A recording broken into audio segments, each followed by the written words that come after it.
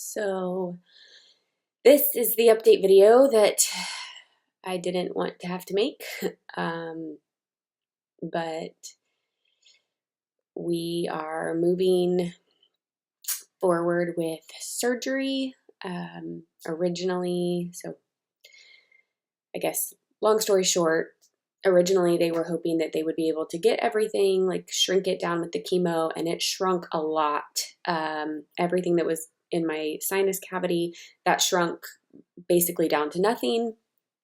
So that's great. I did respond well to chemo, but there's a part of the tumor that goes kind of behind my eye here.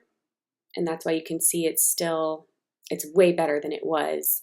But it's still inflamed and protruded a little bit. It's hard to tell in the video, but you can see like this eyebrow is raised higher than this one. And if you turn to the side, you can kind of see where my eye is still pushing out.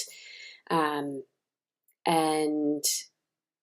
because the orbit, like your eye orbit, doesn't get as much blood flow, which chemo uses your blood flow to target, the tumors in your body. Because there's less blood flow here, it didn't respond. This part of the tumor didn't really respond well. It did minimally, but there's still a mass that's pressing against my optic nerve, and then it's kind of wrapped up. So your optic nerve sits in a like V of muscle, basically. You have muscle on one side, muscle on the other side, and your optic nerve runs through those muscles. And the tumor is kind of wrapped around the muscle on this side, and then pushing on the optic nerve. It hasn't invaded the optic nerve, but it is pushing on it. And we were hoping radiation would be next. That was supposed to be the next course of action.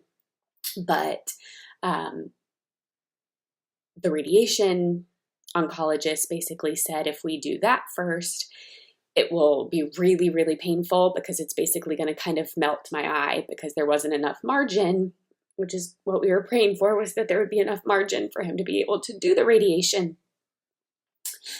But that's not the case. Basically, if he tries to do the radiation, it will melt my eye and it'll be really, really painful, and I'll be losing my eye anyways. And so their new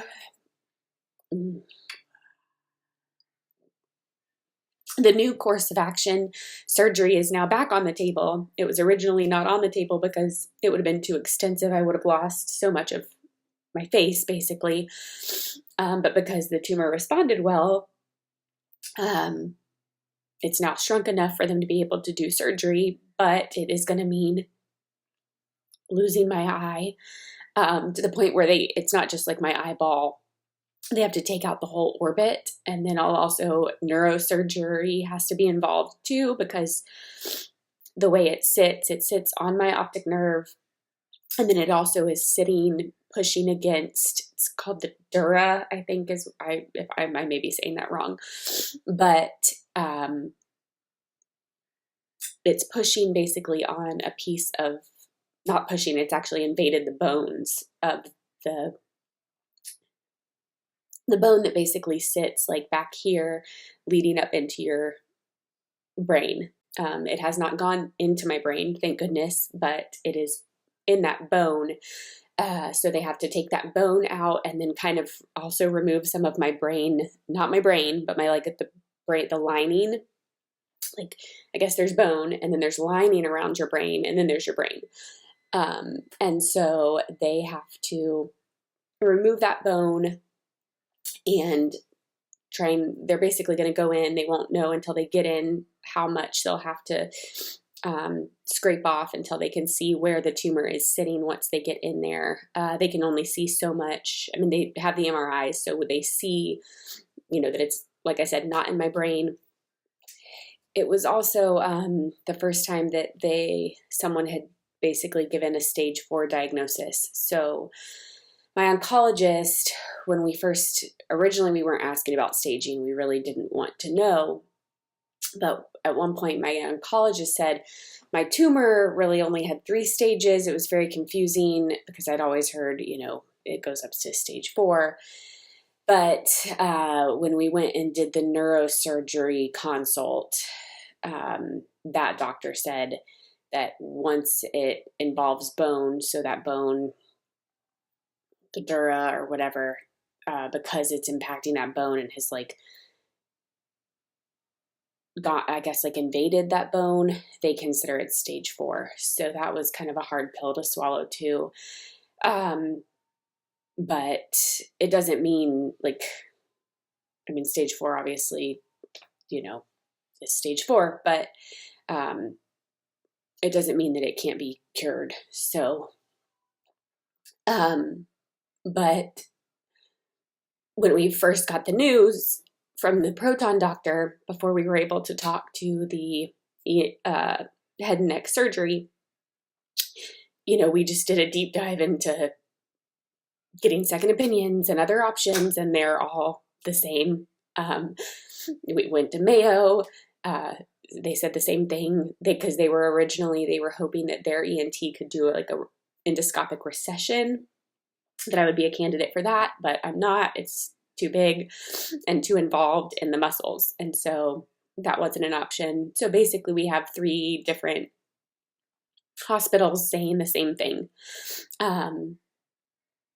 that surgery is needed and what they will do.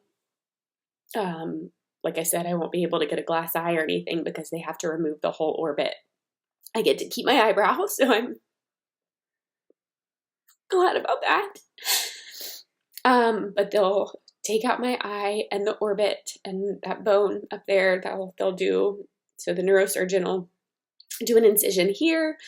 The head and neck surgeon will do this part. It's like a 12-hour surgery, and I'll have to be in the hospital for like 7 to 10 days. So I'll be away from the baby for a while. But they are really hopeful that this will get it all. And so, you know, losing my eye is not worth risking, like trying to save my eye, I guess, is not worth risking my life. And so we're moving forward with something we really didn't want, obviously. Well, nobody wants cancer in general, but I really didn't want to lose my eye. But we've tried to find humor in it. That's the way I cope. Thankfully, when we went to Mayo, Andrew stayed back with the baby, and a friend went with me, and I'm so glad we did it that way, because I think if it was Andrew there, it would have just been, we would have just been kind of sitting and pitying ourselves, I guess. But with her, you know, we were kind of able to laugh about it afterwards. I don't know if you can see my Hogsmeade Holiday Market shirt, but I'm a big Harry Potter fan. And so I said, you know, I'm just really embracing the whole Harry Potter thing. I just am doing it in a way of a character I never planned to, you know, portray. But now I'm just going to basically be Mad-Eye Moody over here. So things like that. And then my sister-in-law texted me she texted me and said she had told her husband what was going on. And he said, you know, if anyone can rock an eye patch, it's Melanie. So I'm just going to be rocking a bunch of eye patches. I've added some, we have an Amazon wish list going, so I've added a couple cute looking ones on there. And I'll continue to just find fancy eye patches. But we're definitely just, it's been a hard few weeks.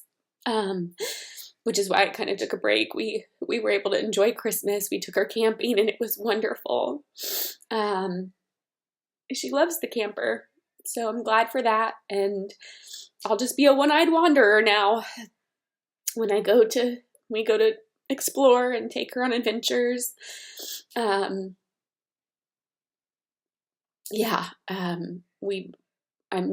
come to terms with it. Obviously, I'm having a hard time getting through this, but I have come to terms with it in some ways. I'm, like I said, trying to find, you know, some of the humor in it. There's not humor. I mean, it's funny, not funny, you know, but that's kind of where we're at right now. Currently, surgery. We have a couple other questions to ask the surgeon, But as of right now, surgery is scheduled for January 11th. And we're going to do it in basically where our community is, because we had at this point 3 different opinions, one from Mayo in Jacksonville, one from Miami, and then here in Orlando. And it just makes more sense. I mean, all of the doctors, for the most part, the surgery sounds very much the same.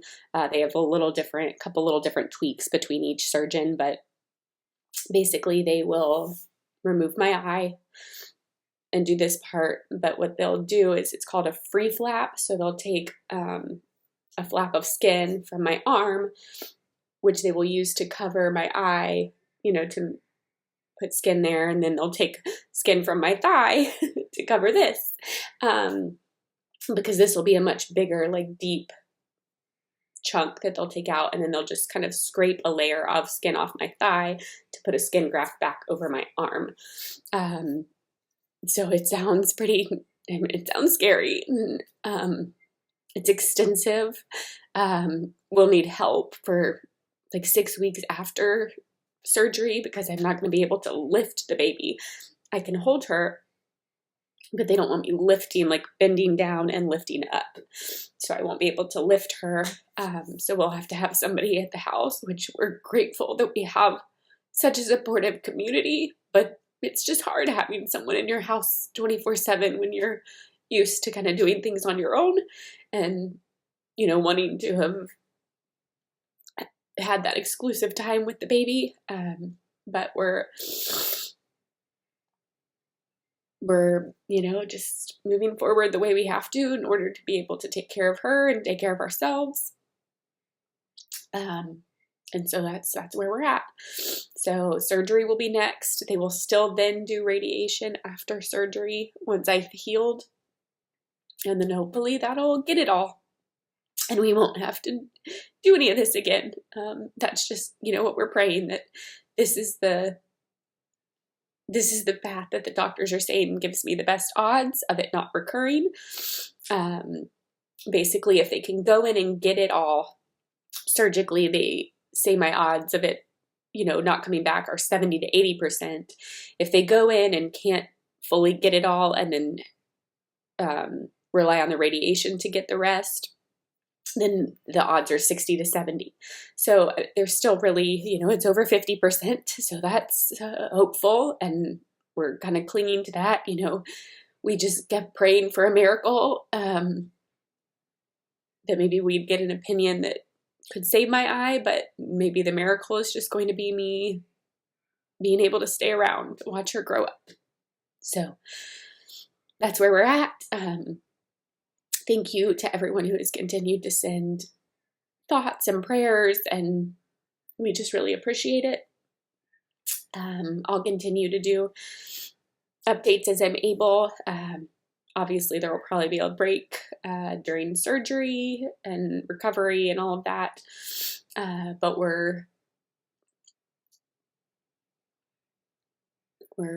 that's what we're doing. We're doing that, and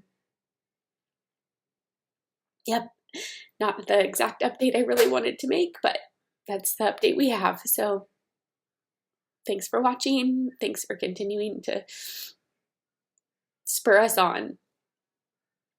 I hope everyone has a happy new year.